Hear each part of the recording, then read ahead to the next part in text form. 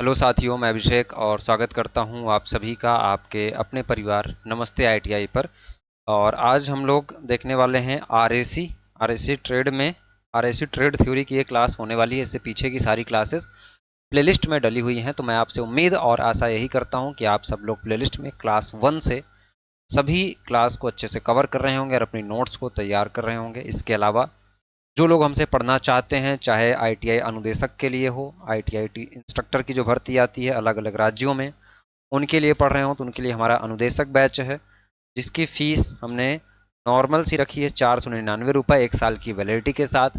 उसके अलावा अगर जो बच्चे लोको पायलट के लिए पढ़ रहे हैं तो 699 रुपये का ये आपका बैच है, ये भी 1 साल की वैलिडिटी के साथ है। इन सभी कोर्स में आपको टेस्ट सीरीज और नोट्स क्या क्या मिलेगा, टेस्ट और नोट्स, साथ में क्लास, ये तीनों चीज़ें आपको इन सभी क्लासेस में मिलने वाली हैं। फिलहाल आज की ये जो क्लास है यूट्यूब पे इसलिए है क्योंकि इस टॉपिक में, इस चैप्टर में बहुत सारे बच्चों को काफ़ी ज़्यादा कन्फ्यूज़न होता है, लेकिन मैं कोशिश करूँगा कि आपको कहीं भी कोई कन्फ्यूज़न ना हो, बहुत आराम से, बहुत अच्छे से इस टॉपिक को फील करते चलिएगा। तो टॉपिक क्या है आज का हमारा? साइक्रोमेट्रिक, है ना? साइक्रोमेट्रिक, स्पेलिंग गलत है, मिस्टेक है, ये टाइपिस्ट का एरर है, ये साइकोमेट्री।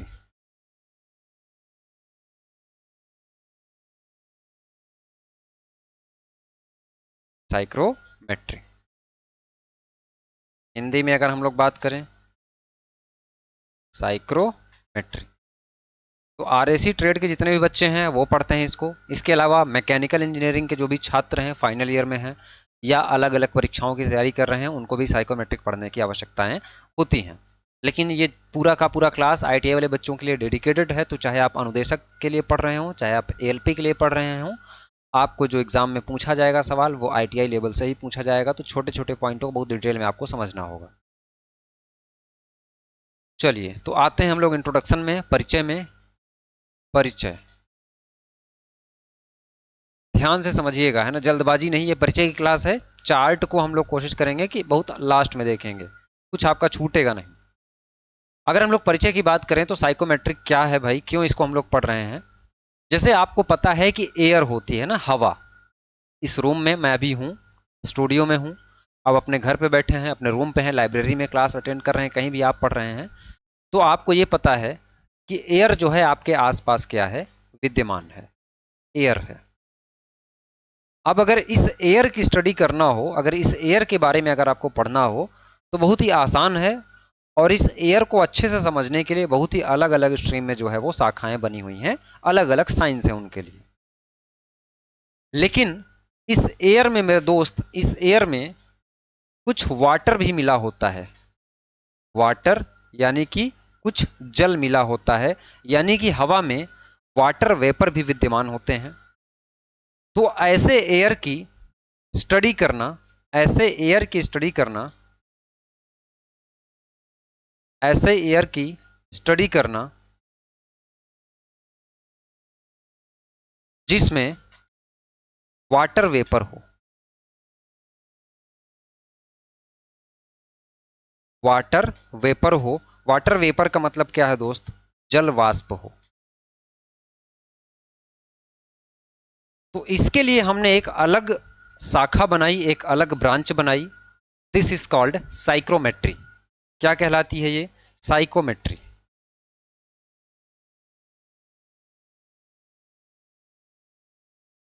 साइकोमेट्री कहलाइए। समझ में आया? सिर्फ एयर की स्टडी नहीं, एयर में वाटर वेपर विद्यमान होते हैं। जैसे ठंडी होती है, सर्द के मौसम में आप देखते हैं कि आसपास कोहरा बहुत ज़्यादा विद्यमान हो जाता है, तो इसका मतलब क्या है? उस समय हवा में वाटर वेपर बहुत ही अधिक मात्रा में मिले होते हैं, और ऐसे मिल जाते हैं, इतना ज़्यादा मिल जाते हैं कि वो कंडेंस होकर के नीचे गिरने लगते हैं और आपको दिखने लगते हैं।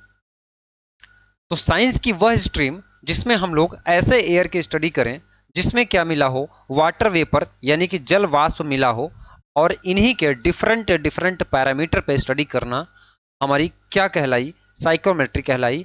और ये पूरा चैप्टर इसी एयर, कैसी एयर? जिसमें आपका वाटर वेपर मिला हो, उसके इर्द गिर्द घूमता है। अब देखिए साइकोमेट्रिक हमको क्यों पढ़ना पड़ रहा है, क्योंकि हमको एयर कंडीशनर के बारे में पढ़ना है, एसी के बारे में पढ़ना है। देखिए जो सब्जेक्ट हम लोग पढ़ रहे हैं ना, ये सब्जेक्ट हम लोगों को पढ़ना नहीं चाहिए। क्यों नहीं पढ़ना चाहिए? अगर हम लोग नेचर को बचाने की दृष्टिकोण से देखें तो हमारे लिए सही नहीं है। बेसिकली आपका साइकोमेट्रिक करता क्या है?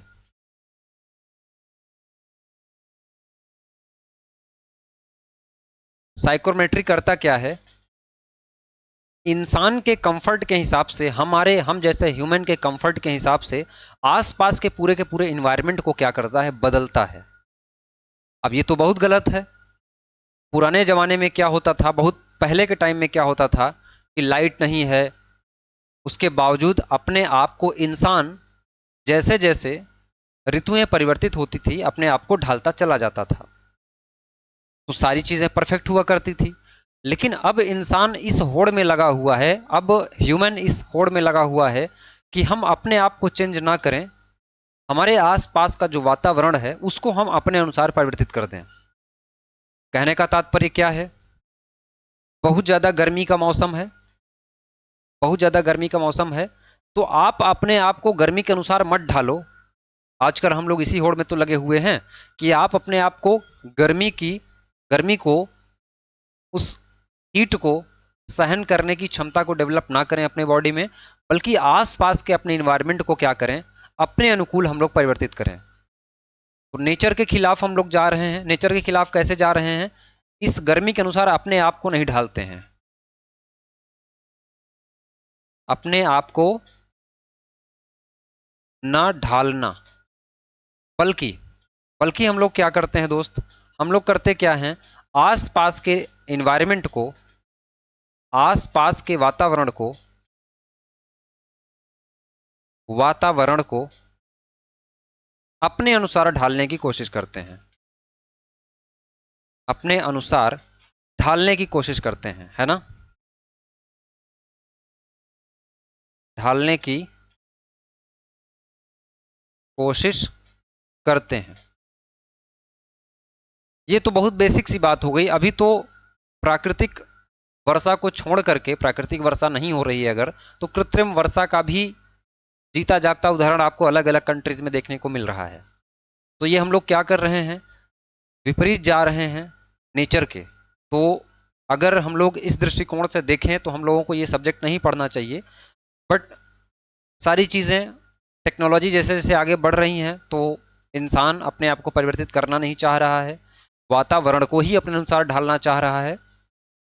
तो इसलिए हमको टेक्नोलॉजी के साथ चलना पड़ेगा। और आपने सब्जेक्ट भी चूज़ किया है इतना बढ़िया, RAC, refrigeration and air conditioning, तो आप तो प्रकृति के साथ छेड़खानी करने ही वाले हैं। हालांकि मैं जो है इसकी सहमति बिल्कुल नहीं देता हूं, और मुझे अच्छा भी नहीं लगता कि प्रकृति को जो है डिसबैलेंस करके अपने हिसाब से चीज़ों को कंफर्ट जोन में बनाया जाए। बट कोई नहीं, ये क्लियर हुआ ना कि हम लोग साइक्रोमेट्रिक क्यों पढ़ते हैं। आसपास के जो आपकी एयर है उसमें जो वाटर वेपर विद्यमान है उनमें छेड़खानी करके, उनमें परिवर्तन करके हम उसको अपने अनुकूल बनाते हैं। क्लियर हुई इतनी सी बात? चलिए आगे बढ़ते हैं। आगे हम लोग बढ़ें तो सबसे पहले हमारे पास ड्राई एयर। अब ड्राई एयर आइडल है, आदर्श है। ड्राई एयर, पूरी तरह से शुष्क एयर हमको नेचर में विद्यमान मिलती नहीं है। फिर भी हमको ड्राई एयर अगर पढ़ना हो तो ड्राई एयर क्या होती है? जिसमें सिर्फ और सिर्फ हवा हो, हवा को छोड़ करके और कुछ ना हो। जैसे हवा के साथ और भी एलिमेंट हो सकते हैं, जैसे आपका नाइट्रोजन हो गया, ऑक्सीजन हो गया, आर्गन हो गया, कार्बन डाइऑक्साइड हो गया और हाइड्रोजन हो गया। इतने एलिमेंट के अलावा, इतने तत्वों के अलावा हवा में कुछ भी नहीं होना चाहिए। उसको हम लोग क्या बोलेंगे दोस्त? उसको हम लोग बोलेंगे ड्राई एयर बोलेंगे। क्या बोलेंगे हम लोग? ड्राई एयर बोलेंगे। साइक्रोमेट्रिक तो क्लियर है ना आपका? आपको क्लियर होना चाहिए कि जो भाई आपके एयर में, जो एयर में आपका वाटर विद्यमान होता है उसकी स्टडी करना। जब एयर में क्या हो? वाटर विद्यमान हो, उसकी स्टडी करना क्या कहलाता है? साइक्रोमेट्रिक कहलाता है। साइक्रोमेट्रिक।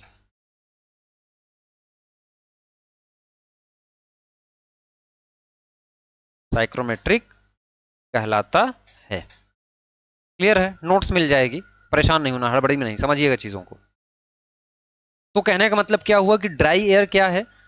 ऐसी अवस्था हवा की, हवा में सिर्फ nitrogen, oxygen, argon, carbon dioxide और हाइड्रोजन, है ना, ये तत्व ही विद्यमान हो, ये तत्व ही विद्यमान हो, इसके अलावा और कुछ ना हो। कहने का मतलब क्या है कि वाटर वेपर ना हो, वाटर वेपर ना हो तो हम उसको क्या बोलेंगे? ड्राई एयर बोलेंगे, यानी कि शुष्क हवा बोलेंगे। नाम से ही पता चल रहा है। चलिए भाई ठीक है। अब आपको यह पता है कि the molecular mass of dry air, जो मास होता है, मॉलिक्यूलर मास होता है ड्राई एयर का, वो लगभग 29, आप लोग लेते हैं ना 29। तो जो एयर का मास होता है वो कितना होता है? 29 होता है। अब एक सवाल आपसे ये भी पूछेगा कि जो ड्राई एयर है नॉर्मल, जिसमें सिर्फ ये एलिमेंट हैं, उस टाइम पे उसका मॉलिक्यूलर मास जो होता है वो 29 हो जाता है, लेकिन जैसे ही हम लोग वाटर वेपर ऐड करते हैं या वाटर वेपर ऐड हो जाता है, उस समय क्या होता है? ये क्या हो जाती है? लाइटर हो जाती है, हल्की हो जाती है। ठीक है, आगे देखते हैं। इसको हम लोग अगर एक्चुअल देखें तो 28.966 होती है, और गैस कांस्टेंट ऑफ एयर कितना होता है? आर ए, वो कितना होता है? 0.287 किलो जूल पर केजी केल्विन, है ना, किलो जूल पर केजी केल्विन। या इसी को हम लोग किलो जूल को हटाएं तो 3 जो आपका पॉइंट लगा हुआ है ये इधर खिसक जाएगा, तो 287 जूल पर केजी केल्विन, है ना। क्या है ये? गैस कांस्टेंट वैल्यू है, इसको आर से डिनोट करते हैं हम लोग, है ना। तो capital R, R for dry air is कितना होता है? 287 जूल पर केजी केल्विन, ये इसका मात्रक है। उसके बाद the density of air is taken as 1.293 kilogram per metre cube at pressure, कितने प्रेशर पर? 1.013, जो नॉर्मल एटमॉस्फेरिक प्रेशर है। ये क्या है आपका? एटमॉस्फेरिक प्रेशर है, एटीएम प्रेशर, इसको हम लोग क्या बोलते हैं? एटीएम दाब बोलते हैं। क्लास नंबर 5 आरएसी की प्लेलिस्ट में चले जाना, बहुत ही विधिवत तरीके से हमने अलग अलग प्रेशर के बारे में बताया है, एटमॉस्फेरिक प्रेशर के बारे में बताया है, गेज प्रेशर के बारे में बताया है, वैक्यूम प्रेशर के बारे में बताया है।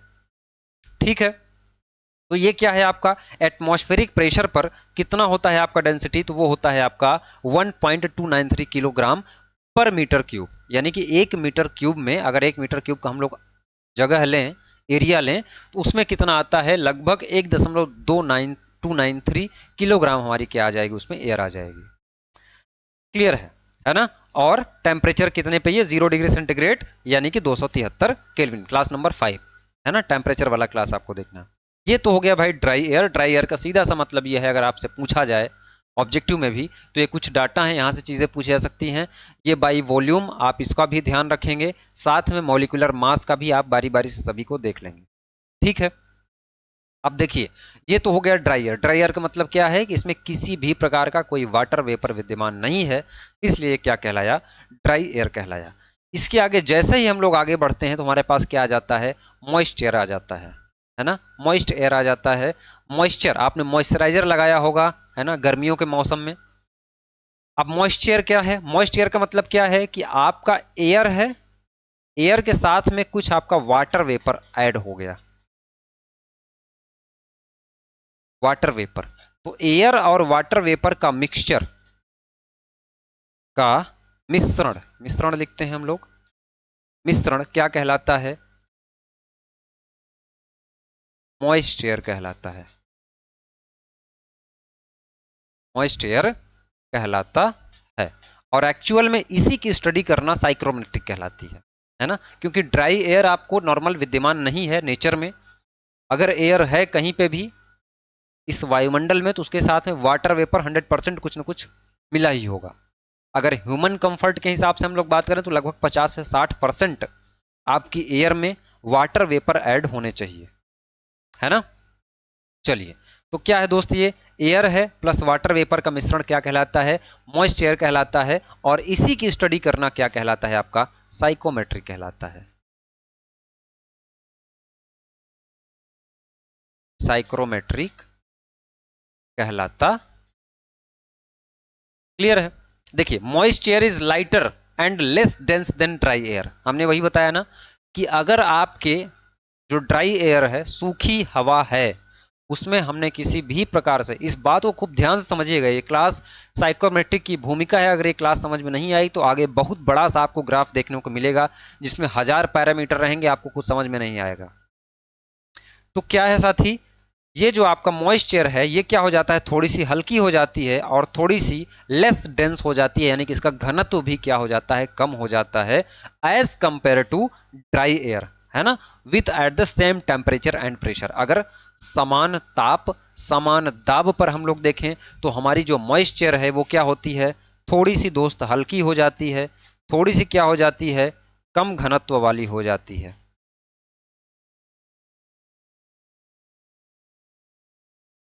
कम घनत्व वाली हो जाती है।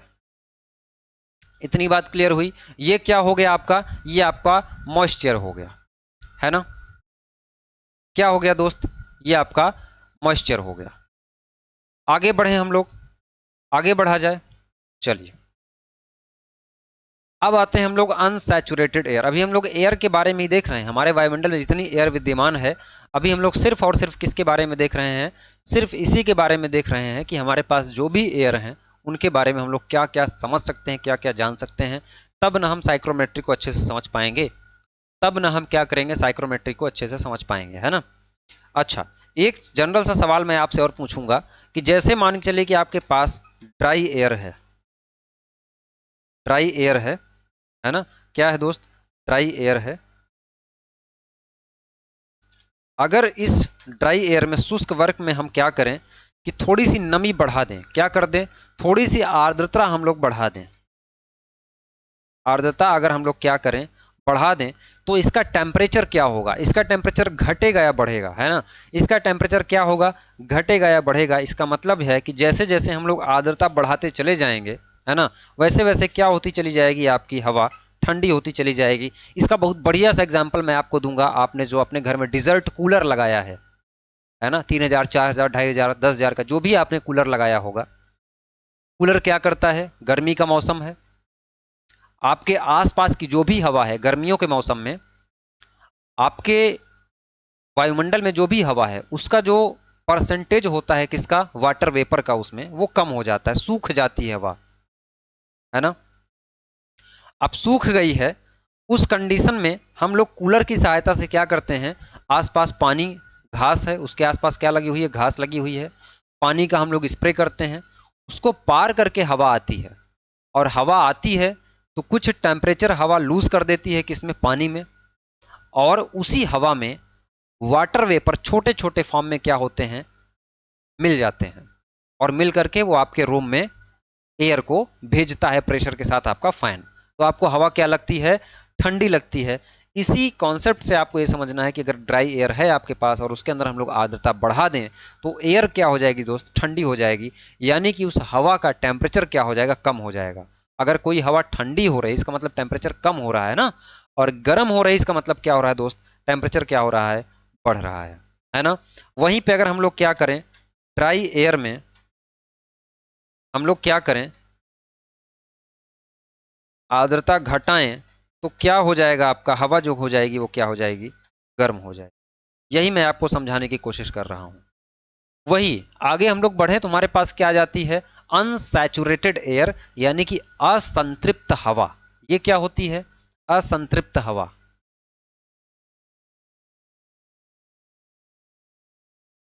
असंतृप्त हवा, देखिए हम लोग हवा में क्या कर रहे हैं, वाटर वेपर मिला रहे हैं। समझिएगा इस बात को कि हवा में कुछ ना कुछ नमी होती है, सिर्फ हवा ही नहीं बह रही है आसपास आपके। अनसैचुरेटेड का मतलब ये होता है कि कोई हवा है, उस हवा में अभी हम लोग और क्या कर सकते हैं, वाटर वेपर अगर मिला सकते हैं, तो इसका मतलब ये है कि वो हवा अभी अनसैचुरेटेड है। क्या है वो हवा, अभी अनसैचुरेटेड है। क्लियर है, यानी कि ड्राई एयर में यदि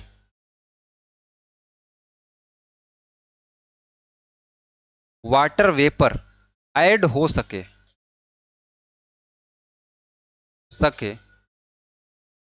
तो उसे असंतृप्त हवा कहते हैं। कहते हैं उदाहरण के साथ अगर मैं समझाऊं आपको, तो असंतृप्त, जैसे आप कभी भोजन करते हैं तो आप बोलते हैं कि आज मैं संतृप्त हो गया, या मेरी आत्मा क्या हो गई, आज संतुष्ट हो चुकी है भोजन करके, है ना, ऐसा होता है। अगर कोई ऐसा व्यक्ति बोले कि आज मैं असंतृप्त हूं, इसका मतलब अभी उसका पेट भरा नहीं हुआ है, या उसको खाने में कुछ मजा नहीं आया है। इसका मतलब है कि अभी कुछ ना कुछ उसका पेट खाली है, कुछ ना कुछ भोजन वो और कर सकता है। उसी से आप रिलेट कर सकते हैं कि अगर एयर है, एयर को आप क्या खिला रहे हैं, वाटर खिला रहे हैं। एयर में आप क्या कर रहे हैं, जैसे यहाँ आसपास एयर है, अगर मैं आपको ये दिखाऊं, हमारे पास क्या है, ये एक स्प्रे है। अगर इस स्प्रे से क्या करें हम लोग, इसमें मान के चलिए पानी भरा हुआ, अभी तो ग्लास क्लीनर है इसमें, अगर इसको हम लोग क्या करें, यहां से स्प्रे करें, आपको दिख रहा है क्या, देखिए मैं कैमरे के सामने करता हूं, देखिए क्या हो रहा है हवा में। हवा में अब हमने वाटर वेपर ऐड करना स्टार्ट कर दिया। देखिए कुछ टाइम तक तो क्या होगा कि ये जो हम स्प्रे कर रहे हैं, ये हवा अपने आप में समाहित करेगी, खो जाएगा, कहीं ये पानी का स्प्रे खो जाएगा।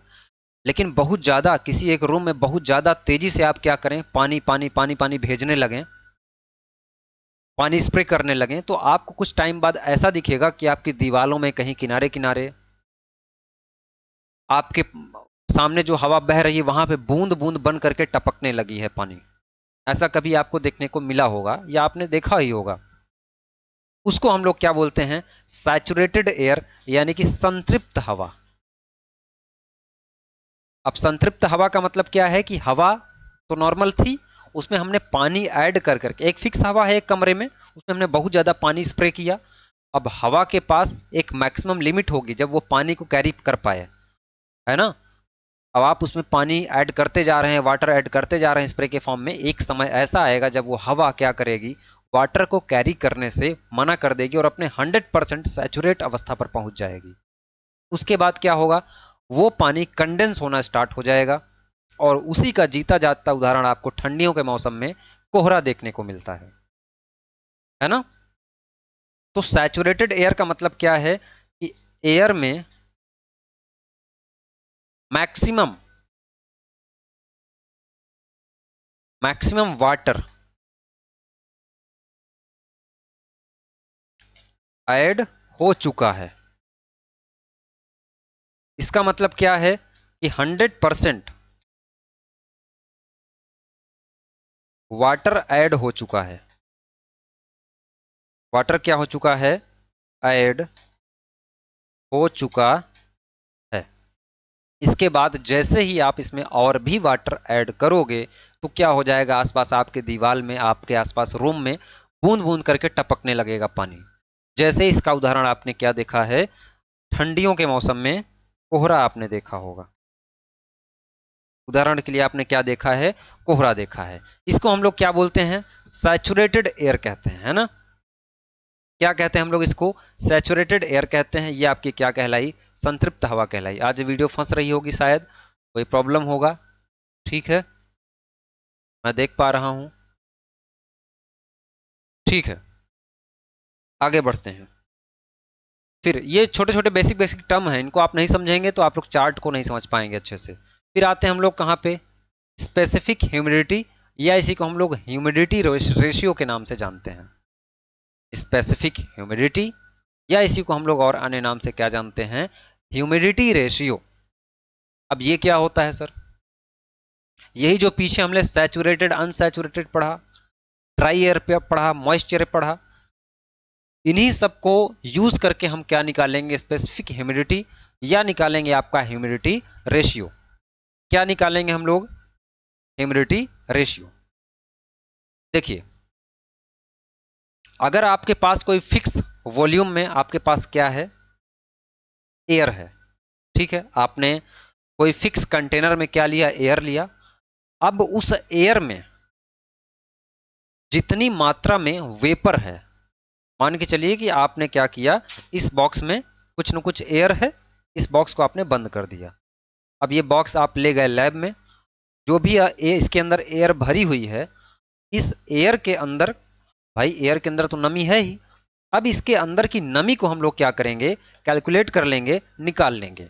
क्या करेंगे हम लोग, इसके अंदर की नमी को हम लोग क्या करेंगे, निकाल लेंगे, उसका द्रव्यमान हम लोग देख लेंगे, यानी कि मास ऑफ वेपर, वाष्प, मास ऑफ वेपर हम लोग क्या करेंगे, निकाल लेंगे। उसके बाद कुछ ना कुछ हमारे पास क्या बचेगी, इसमें ड्राई एयर बचेगी। हमने क्या किया, पहले इस बॉक्स में नॉर्मल एयर भर लिया, यहाँ आसपास जो रूम में है, इसको हम लोग ले गए लैब में। अब इसमें एयर है, एयर के साथ में कुछ ना कुछ वाटर वेपर है ही, हमने बताया है कि नमी तो होती ही है हवा में। अब पहले हमने क्या किया, इसके नमी को निकाला, इसकी नमी को क्या किया, पहले निकाल लिया। तो नमी मान के चलिए निकली कितनी, m, द्रव्यमान है ये, तो m क्या निकला आपका, v निकला। अब फिर भी इसके अंदर जो ड्राई एयर है वो बच चुकी है, क्योंकि हमने पहले क्या निकाला, हमने पहले निकाला आपका नमी निकाला है ना, वेपर निकाला, मास ऑफ वेपर। उसके बाद में जो इसमें बची हुई है ड्राई एयर, क्या बची हुई है, ड्राई एयर, क्या बची हुई है इसमें, ड्राई एयर, ये आपका क्या कहलाया, स्पेसिफिक ह्यूमिडिटी कहलाया। इन्हीं दोनों का रेशियो क्या कहलाया दोस्त, स्पेसिफिक ह्यूमिडिटी कहलाया। बहुत ही आसान शब्दों में, जितने आसानी से आप समझ सकते हैं, मैंने वैसे समझाने की आपको कोशिश की है। कुछ फ्रेम रेट ड्रॉप्स हो रहे हैं, क्योंकि जो सॉफ्टवेयर पे हम लोग काम करते हैं वो OBS है और उसका नया अपडेटेड वर्जन आया है।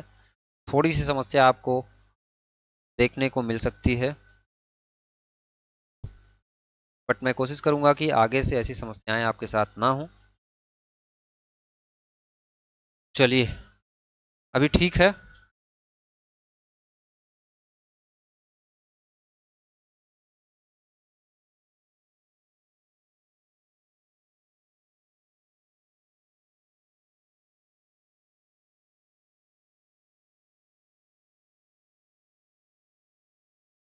ठीक है, ठीक है। तो स्पेसिफिक ह्यूमिडिटी क्या होता है, अगर हम लोग परिभाषा लिखें, किसी निश्चित आयतन की हवा में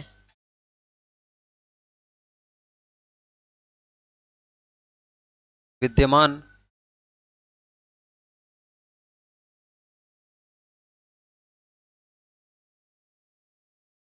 नमी और शुष्क हवा का रेशियो, शुष्क हवा का रेशियो यानी कि अनुपात,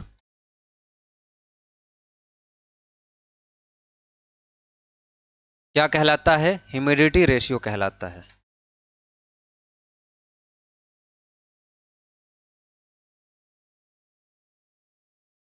कहलाता है, क्या कहलाता है, ह्यूमिडिटी रेशियो कहलाता है। बेसिक यही आपको समझना था। ये क्या है, मास ऑफ वेपर और साथ में बटे में मास ऑफ ड्राई एयर। यहां तक चीजें आपको समझ में आई, आगे बढ़ें। अच्छा, एक बात और ध्यान दीजिएगा, जो हमने सैचुरेटेड और अनसैचुरेटेड की मैंने बात कही, तो क्लास नंबर 5 या 6 में मैंने आपको पढ़ाया था, एक टीएस डायग्राम मैंने आपको बनवाया था। एक बनवाया था क्या मैंने, टीएस डायग्राम। टीएस का मतलब क्या है, टेम्परेचर, और एस का मतलब क्या है, एंट्रोपी। उसमें हमने आपको एक ऐसे डोम बना के दिखाया था, अगर याद हो, नहीं याद होगा तो फिर से उस क्लास को देखिएगा। ये वाली जो लाइन थी, इसको हम लोग सैचुरेटेड लिक्विड लाइन कहते थे, SLL। इसको हम लोग क्या बोलते थे, सैचुरेटेड वेपर लाइन। अब सैचुरेटेड का मतलब आज आपको समझ में आया होगा उस क्लास का। सैचुरेटेड का मतलब क्या है, कि अगर इधर से हम लोग आ रहे हैं, इधर से हम लोग आ रहे हैं, तो यहां सैचुरेटेड का मतलब यहां है क्या है, सैचुरेटेड, यहां पे क्या है, अनसैचुरेटेड एयर। अनसैचुरेटेड कहां होती है, यहां पे होती है एयर, है ना, पिछली क्लास में बताया था। फिर सैचुरेटेड कहां पे होती है आपकी, पूरी तरह से सैचुरेटेड एयर कहां होती है, यहां पे। क्योंकि इसके बाद जैसे ही हम लोग पीछे आना शुरू करते हैं तो वाटर मिलना शुरू हो जाता है, और इसके ऊपर हम लोग जाते हैं तो वाटर खत्म हो जाता है, क्योंकि इधर का रीजन क्या कहलाता है, सुपर हीटेड रीजन, और बीच वाला रीजन क्या कहलाता है, वेट रीजन, यानी कि गीला जोन, और इधर वाला रीजन क्या कहलाता है, सब कूल रीजन। तो सब कूल, वेट और सुपर हीटेड, तो सुपर हीटेड तरफ हम जाएंगे अगर, तो हमारे पास अनसैचुरेटेड आएगी एयर। अनसैचुरेटेड एयर किधर रहेगी, सुपर हीटेड रीजन में रहेगी। सुपर हीटेड रीजन का मतलब क्या है, उधर ड्राई एयर रहेगी, उधर नमी नहीं रहेगी। जैसे जैसे हम उसका टेम्परेचर क्या करेंगे, रिड्यूस करेंगे। ये क्या है, टेम्परेचर ही तो है, ये वाली लाइन टेम्परेचर है। तो यहां से हम लोग यहां आ रहे हैं तो मतलब टेम्परेचर कम हो रहा है, टेम्परेचर कम हो रहा है। जब टेम्परेचर हम लोग कम करेंगे तो क्या होगा, जो भी इसमें नमी रहेगी वो क्या हो जाएगी, अपीयर होना स्टार्ट हो जाएगी, आपको दिखना स्टार्ट हो जाएगी, है ना। तो ये क्या है, अनसैचुरेटेड एयर यहाँ है, सैचुरेटेड एयर यहाँ है, ये सैचुरेटेड वेपर लाइन है, आपकी सैचुरेटेड लिक्विड लाइन है, और यहाँ बीच में कहीं आपका क्या होता था, क्रिटिकल पॉइंट होता था, सीपी होता था, है ना। क्रिटिकल पॉइंट में आपका डायरेक्ट लिक्विड किस में कन्वर्ट हो जाता था, डायरेक्ट टू डायरेक्ट वेपर में कन्वर्ट हो जाता था, वेट रीजन से उसको गुजरना नहीं पड़ता था। और आगे हम लोग बढ़े, स्पेसिफिक ह्यूमिडिटी या ह्यूमिडिटी रेशियो। फिर आते हैं हम लोग कहाँ पे, रिलेटिव ह्यूमिडिटी। कहाँ पे आते हैं हम लोग, रिलेटिव ह्यूमिडिटी पे आते हैं। अब रिलेटिव ह्यूमिडिटी क्या होती है, रिलेटिव ह्यूमिडिटी, स्पेसिफिक ह्यूमिडिटी और रिलेटिव ह्यूमिडिटी में बहुत सारी समानताएं हैं, लेकिन डिफरेंस देखे जाए तो बहुत ही बड़े डिफरेंस आपको देखने को मिल सकते हैं। कैसे डिफरेंस देखने को मिल सकते हैं, जैसे वायु का कोई अगर फिक्स वॉल्यूम हम लोग लेते हैं, वहां पे भी हमने क्या लिया, वायु का हमने कोई फिक्स वॉल्यूम दिया, जैसे आपके सामने ये बॉक्स है, इसमें क्या है, अब इसके किसी निश्चित अब इसके किसी निश्चित आयतन में जितनी जल वाष्प विद्यमान है, उस जलवाष्प का रेशियो, है ना, क्या करना है हमको, उस जलवाष्प की मात्रा, है ना, उस जलवाष्प की मात्रा, जलवाष्प की मात्रा, और नॉर्मल अभी एयर है, एयर को हमने पैक किया, इसमें पैक करके लैब में ले गए, पहले तो हमने देख लिया कि इसमें कितनी उपस्थित जलवाष्प की मात्रा है, ये हमने नोट कर लिया। अब फिर हमने रेशियो निकाला किसके साथ, अब उसी वाष्प को हम लोग क्या करेंगे, उसी वाष्प में हम लोग स्टार्ट करेंगे स्प्रे करना वाटर, और देखेंगे कि ये जो एयर है हमारी, सैचुरेट कंडीशन में कितना ज्यादा वाटर अपने आप में एब्जॉर्ब कर सकती है। समझ रहे हैं इस बात को, तो क्या इस समय जलवाष्प की कितनी मात्रा है, और सैचुरेटेड अवस्था में जलवाष्प की जितनी मात्रा वो कैरी कर पाए, उन दोनों का रेशियो क्या कहलाता है, रिलेटिव ह्यूमिडिटी कहलाता है। यानी कि संतृप्त अवस्था में, यानी कि संतृप्त अवस्था में वाटर वेपर की मात्रा क्या कहलाती है दोस्त, वो आपकी कहलाती है रिलेटिव ह्यूमिडिटी। क्या कहलाती है, रिलेटिव ह्यूमिडिटी कहलाती है ना। जैसे इसको हम लोग अगर लिखना चाहें तो एम वी अपान में एम सैचुरेटेड वेपर, है ना, मास ऑफ वेपर बटे में मास ऑफ सैचुरेटेड वेपर, कितनी नॉर्मल अभी कितना वेपर है इसमें, फिर बाद में इसको हम लोग सैचुरेट करते जाएं 100% पे अगर हम लोग देखें, यानी कि 100% सैचुरेशन की बात करता है आपका क्या, रिलेटिव ह्यूमिडिटी। 100% सैचुरेशन की बात करता है ना। इसकी सैचुरेटेड वेपर पे मास कितना है आपका, कितना मास एब्जॉर्ब कर ले रहा है, ये आपका कहलाएगा रिलेटिव ह्यूमिडिटी। आगे बढ़े हम लोग, आगे टॉपिक तो खत्म हो गया है ना, और कराया जाए क्या, चलिए थोड़ा सा आगे और बढ़ते हैं, दो तीन टर्म्स और हैं, उसके बाद हम लोग साइकोमेट्रिक चार्ट पे जंप करेंगे, ठीक है। शायद हमने पिछली क्लास में इसको बताया भी होगा, बट फिर से मैं बताता हूं। क्या है आपका dry bulb temperature, dry bulb temperature, है ना। अब ड्राई बल्ब टेम्परेचर क्या है, नॉर्मल जो आपने थर्मामीटर देखा होगा कुछ इस प्रकार से नॉर्मल थर्मामीटर है। बल्ब क्या है, बल्ब कुछ नहीं है, बल्ब वही है जो बल्ब टेम्परेचर मेजर करता है, जिस बल्ब को आप अपने मुंह के पास ले जाते हैं, है ना, मुंह में दबा के रखते हैं डॉक्टर के पास जब आपको बुखार होता है, वही उसका बल्ब होता है, जो टेम्परेचर सेंसिंग डिवाइस होती है। तो ड्राई बल्ब टेम्परेचर क्या होता है, नॉर्मल थर्मामीटर को हम लोग नॉर्मल ऐसे एयर में रख दें, है ना, और ड्राई एयर के आसपास कांटेक्ट से उसमें जो भी हीट आपकी रीडिंग टेम्परेचर की रीडिंग बने, उसको हम लोग क्या बोलते हैं, ड्राई बल्ब टेम्परेचर कहते हैं। मैंने पढ़ाया है, मैं जस्ट बता देता हूं यहाँ पे, क्योंकि साइकोमेट्रिक की बात हम लोग कर रहे हैं। तो साधारण थर्मामीटर,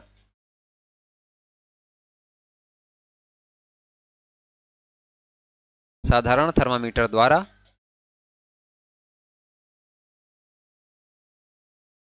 ओपन एयर का तापमान ड्राई बल्ब टेम्परेचर कहलाता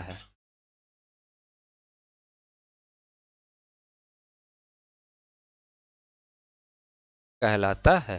अब ड्राई बल्ब टेम्परेचर का उदाहरण ये हो सकता है कि जैसे अभी मैं स्टूडियो में खड़ा हूं और इस समय इस रूम का क्या टेम्परेचर है, थर्मामीटर से अगर हम लोग नॉर्मल ऐसे थर्मामीटर रख के नाप लें तो क्या कहलाएगा, आपका ड्राई बल्ब टेम्परेचर कहलाएगा।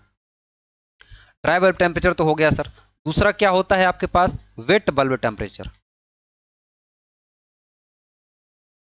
वेट बल्ब टेम्परेचर, अब वेट का मतलब क्या है, गीला। इससे क्या समझ में आया आपको कि आपके पास थर्मामीटर वही है, उस थर्मामीटर में आपने क्या किया, एक गीले कॉटन की रुई लगा दिया आपने, या कॉटन का कोई कपड़ा रख दिया जिसको आपने गीला किया हुआ है। उस समय आपको जो रीडिंग मिलेगी इस रूम की वो क्या कहलाएगी, आपकी वेट बल्ब टेम्परेचर कहलाएगी, है ना। क्या लिखेंगे आप लोग, साधारण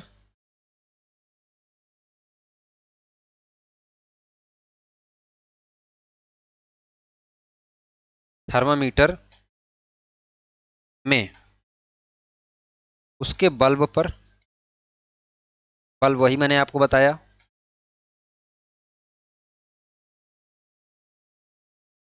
गीला कपड़ा रखने से जो टेम्परेचर की रीडिंग मिलती है वो क्या कहलाती है, आपकी वेट बल्ब टेम्परेचर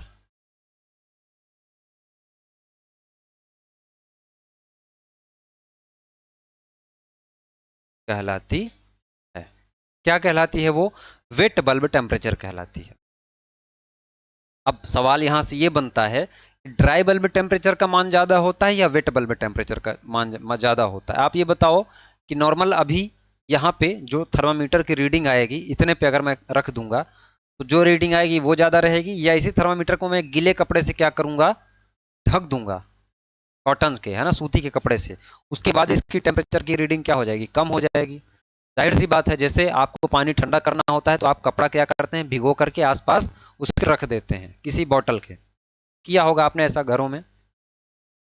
तो क्या है, वेट बल्ब टेम्परेचर का मान क्या होता है, सदैव कम होता है, और ड्राई बल्ब टेम्परेचर का मान क्या होता है, सदैव ज्यादा होता है।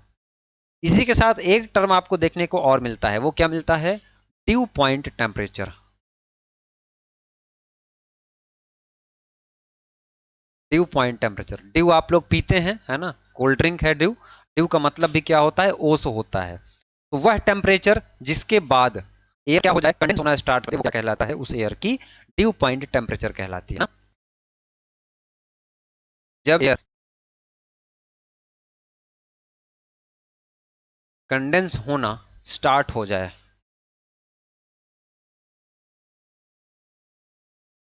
उसे क्या कहते हैं हम लोग, ड्यू पॉइंट टेम्परेचर कहते हैं। क्या कहते हैं उसको, ड्यू पॉइंट टेम्परेचर कहते हैं। अगर हम लोग इसको टीएस डायग्राम पर डोम के साथ सैचुरेटेड लिक्विड लाइन और सैचुरेटेड वेपर लाइन के आसपास दिखाएं कहीं, तो ये आपकी कुछ ऐसा दिखेगा। यहाँ पे क्या है आपका, ड्राई बल्ब टेम्परेचर है, यहाँ पे आपका क्या रहेगा, वेट बल्ब टेम्परेचर रहेगा, यहाँ पे आपका क्या रहेगा, ड्यू पॉइंट टेम्परेचर रहेगा, है ना। ड्राई बल्ब टेम्परेचर को हम लोग क्या बोलते हैं, DBT के नाम से भी जानते हैं। डब्ल्यू ब्रेड टेम्परेचर को हम लोग, वेट बल्ब टेम्परेचर को हम लोग क्या बोलते हैं, WB और T नाम से जानते हैं, और इसको हम लोग क्या बोलते हैं, ड्यू पॉइंट टेम्परेचर। समझ में आया, ड्राई टेम्परेचर क्या होगा, ये टेम्परेचर है। आप यहाँ पे लो, यहाँ पे टेम्परेचर क्या है, ज्यादा है, यहाँ पे टेम्परेचर क्या है, ग्राफ को देखा कम है, यहाँ पे आप टेम्परेचर देखेंगे तो और कम है। सवाल एक और आता है, सैचुरेटेड एयर के लिए तीनों डाटा मान, चाहे ड्यू पॉइंट टेम्परेचर हो, चाहे ड्राई बल्ब टेम्परेचर हो, चाहे वेट बल्ब टेम्परेचर हो, सैचुरेटेड अवस्था में क्या होता है, इन तीनों का मान क्या होता है, देखा है तो ड्राई बल्ब टेम्परेचर मान अधिक होता है, फिर उसके बाद वेट बल्ब टेम्परेचर, फिर ड्यू पॉइंट टेम्परेचर अनसैचुरेटेड अवस्था में। तो नोट लगा करके आप, ठीक है, लिख देते हैं तो आपको क्लियर नहीं, नोट डालिए।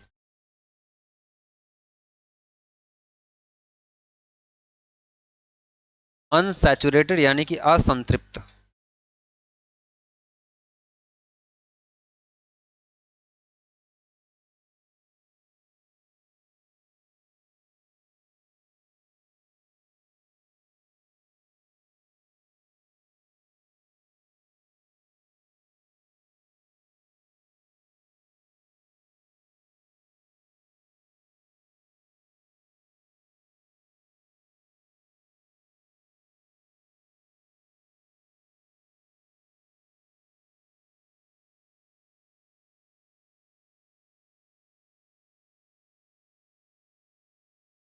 अवस्था में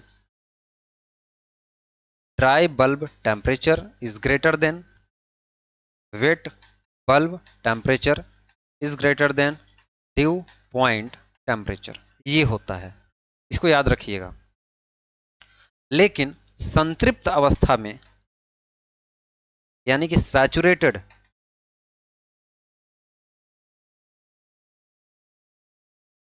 अवस्था में ड्राई बल्ब टेम्परेचर बराबर वेट बल्ब टेम्परेचर बराबर ड्यू पॉइंट टेम्परेचर। सैचुरेटेड अवस्था में ये तीनों वैल्यू क्या होती हैं, आपस में बराबर होती हैं, यही समझाने की कोशिश मैं कर रहा हूं। तो इतनी चीज़ें हमने आपको आज समझाने की कोशिश की। मैं आशा करता हूँ चीज़ें यहाँ तक तो आपको समझ में आई ही होंगी। इसके आगे का जो टॉपिक हमारा होगा वो हम लोग सीधे सीधे चार्ट पे बात करेंगे और देखेंगे कि कूलिंग क्या है, ह्यूमिडिफिकेशन क्या है, डीह्यूमिडिफिकेशन क्या है, कब आपका स्पेसिफिक ह्यूमिडिटी बढ़ रहा है, कब आपका ड्राई बल्ब टेम्परेचर घट रहा है, कब आपका ड्यू पॉइंट टेम्परेचर घट रहा है। इन सब अलग अलग पैरामीटर पे हम लोग बात करेंगे। तो क्लास को ज़्यादा से ज़्यादा आप फॉरवर्ड करें, ज़्यादा से ज़्यादा बच्चों तक पहुँचाएँ। अगर आप लोग चाहते हैं कि मैं एप्लीकेशन पे नहीं यूट्यूब पे इन सारी चीज़ों को कवर कराऊँ तो आप सपोर्ट करें, सहयोग दिखाएं अपना, है ना। इसके साथ साथ अगर आप लोग चाहते हैं किसी भी परीक्षा के लिए पढ़ रहे हैं तो RAC के लिए मैंने बहुत बेहतरीन क्लासेस स्टार्ट की हुई हैं।